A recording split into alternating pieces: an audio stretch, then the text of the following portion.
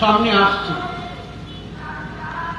এবং তার বিরুদ্ধে যে আর্থিক দুর্নীতির কেলেঙ্কারি সিবিআই এর হাতে গেছে, কলকাতা হাইকোর্ট দিয়েছে, সেটাকে চ্যালেঞ্জ করে তিনি সুপ্রিম কোর্টেও গিয়েছিলেন। मीरा सफेद तुरंत खुले, भरपूर झाग दे और इसकी स्मार्ट साइंस दे स्मार्ट केयर और फ्रेशनेस। मेरी चॉइस मेरा सफेद। সোরা হয়নি, আমরা দেখে আশ্বস্ত হলাম সুপ্রিম কোর্ট তার পক্ষে কিছু রায় দেননি, কিন্তু এখনো পুরো আশ্বস্ত হওয়ার সময় আসে। এখন খালি একটা কথা বলি, মানবাধিকার কমিশন সম্বন্ধে আমার কিছু অভিজ্ঞতা আপনাদের সঙ্গে শেয়ার করতে চাই। সেটা হয়তো আজকের এই যে অবিচার অন্যায় চলছে, গভীর ক্ষতর মধ্যে দিয়ে আমরা যাচ্ছি, সেক্ষেত্রে কিছুটা হলেও প্রাসঙ্গিক। প্রথমেই অম্বিকেশের কথায় আসে। সেই সময় অম্বিকেশ মহাপাত্রকে আমি চিনতাম না, অম্বিকেশ মহাপাত্র আমায় চিনতেন না, হয়তো আমার নাম শুনে থাকতে পারে, শুনেছেন কি জানি না। কাগজে দেখলাম, টিভিতে দেখলাম যে যাদবপুর বিশ্ববিদ্যালয়ের এক অধ্যাপক তিনি কি করেছেন, তার আর এক পড়োশি, তারা এক ফ্ল্যাটে থাকতেন, একটা হাউজিং কমপ্লেক্সে, সেখানকারই আরেক বাসিন্দা সুব্রত সেনগুপ্ত, তার কাছে একটা মেসেজ, একটা হোয়াটসঅ্যাপ মেসেজের মধ্যে মেসেজ ফরওয়ার্ড করেছে। তাতে কি আছে, আপনারা সবাই সোনার কেল্লা সত্যজিৎ রায়ের শিশুচিত্র দেখেছেন, সেইখানে একটি দৃশ্য আছে, দুষ্টু লোক ভ্যানিশ, সেইটি করে যে চিত্রের যে খলনায়ক সে শিশুটিকে একটু ইমপ্রেস করার চেষ্টা করছিল, তার মনটা অন্যদিকে ঘোরানোর চেষ্টা করছে। এইটা হচ্ছে একটি শিশু চিত্রের একটা গল্প।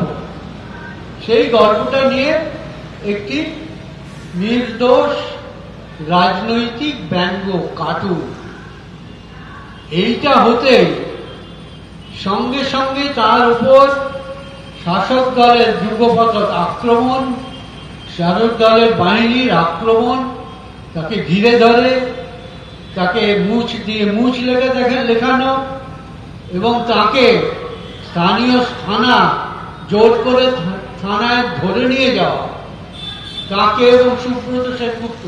অর্থাৎ একদিকে চিকিৎসকদের গণকনভেনশন, প্রতিবাদে আমরা আক্রান্ত শ্যামবাজারে আপনারা দেখতে পাচ্ছেন রানী রাসমণি অ্যাভিনিউয়ে চিকিৎসকদের যে মহা মিছিল, সেই মিছিল আটকে দেওয়া হয়েছে রানী রাসমণি অ্যাভিনিউয়ে পুলিশের ব্যারিকেড। আর কিছুক্ষণের মধ্যেই তারা রাজভবনে পৌঁছবেন।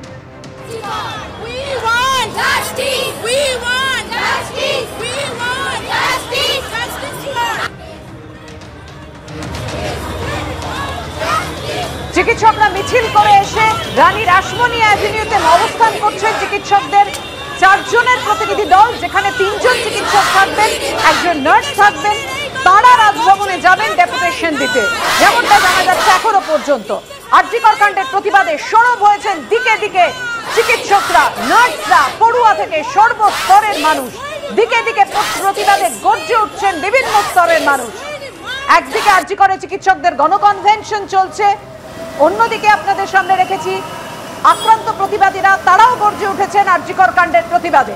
অন্যদিকে আপনারা দেখতে পাচ্ছেন রানী রাসমণি অ্যাভিনিউতে চিকিৎসকদের প্রতিবাদ মিছিল এই মুহূর্তে অবস্থানে রানী রাসমণি অ্যাভিনিউতে, সেখানে ব্যারিকেড করে পুলিশ আটকাতে মরিয়া।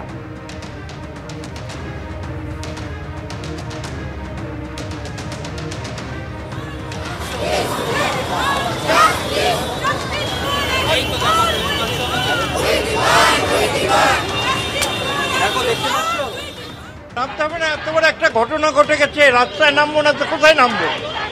আজকে আমার 75 বছর বয়স হতে চললো। আমি একজন ডাক্তার, শিক্ষকতা করেছি। এতদিন পর্যন্ত এরকম ধরনের জঘন্যতম ঘটনা কখনো ঘটেনি। রাজ্যপালের কাছে কি দাবি করবো যেন এক মাসেও কোনো কিছু হলো না। কেন 1 মাসেও কিছু হলো না? সেই জন্য আমরা চাই এটা একটা সমাধান চাই।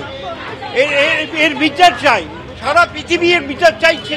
আমাদের যে দাবি সনদ সেটা আমরা বারবার বলেছি যে আজকে অভয়ার বিচার হয়নি, 1 মাস হয়ে গেল, যাতে এই বিচার প্রক্রিয়া দ্রুত করা যায়। সিবিআই যেভাবে ঢিলেমি করছে আর রাজ্য সরকার যেভাবে নন কোঅপারেশন করেছে, এগুলোর বিরুদ্ধে আমরা সোচ্চার হয়েছি, সমস্ত ডাক্তার সমাজ, সমস্ত দেশবাসী। ফলে ভবনে, কারণ এর আগে সিজে ভবনে গেছি, এর আগে আমরা স্বাস্থ্য ভবনে গেছি, সব জায়গায় আমরা গেছি। আমরা যাচ্ছি গভর্নরের যে সিবিআই তার আন্ডারে এবং রাজ্য কেন্দ্রের মধ্যে তিনি লিয়াজো। ফলে আমাদের দাবি, এই দাবি যাতে দ্রুত, যাতে দোষীদের, অপরাধীদেরকে গ্রেপ্তার এবং উপযুক্ত শাস্তি দেওয়ার জন্যে আমরা এই প্রক্রিয়াটাকে ত্বরান্বিত করার জন্য সেই দাবিটা নিয়েই যাচ্ছি। হ্যাঁ, আমরা রাজ্যপালকে আমরা অ্যাপয়েন্টমেন্ট একদিনের নোটিশে আমরা দিয়েছিলাম, তিনি অ্যাকসেপ্ট করেছিলেন, সেইভাবে আমরা যাচ্ছি।